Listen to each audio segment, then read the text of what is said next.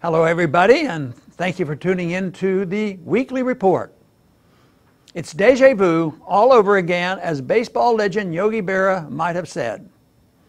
The politicians and media are telling us the world is coming to an end because a compromise could not be made at the 11th hour to keep the federal government in business. Republicans blame Democrats for the shutdown over their insistence on legislation to benefit about 700,000 Dreamers, immigrants who were brought illegally into the country as children. Democrats make the shutdown all about Donald Trump, hoping to gain political points from his unpopular status. The media headlines are recycled from the last phony shutdown. It's all about partisanship in Washington, mainstream media tells us. The same pundits are on television demanding that the parties put aside differences and work together for the American people. Don't let the politicians and the media fool you. Despite the appearance of ferocious partisan warfare, the truth is that both political parties agree on all the important issues. Both parties support perpetual undeclared war.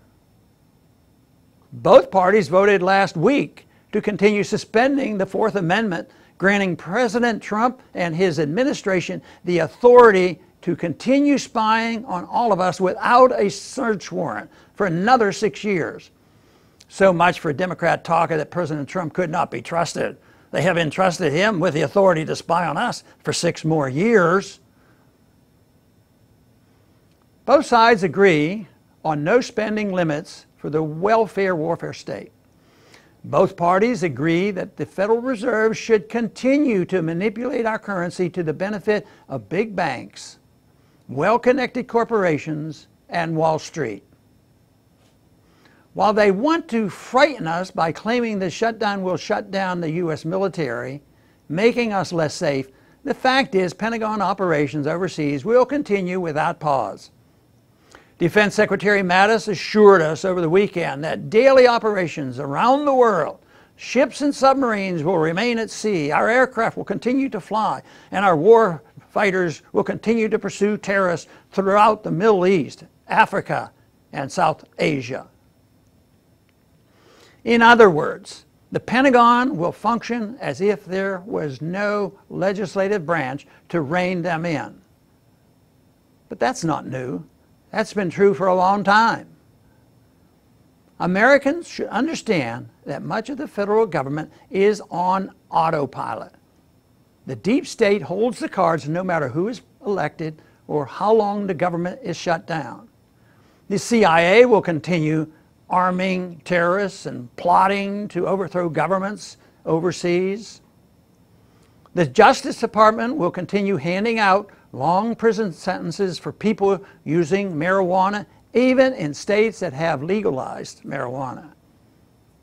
The NSA will continue spying on us without a warrant and telling us to keep us safe and free.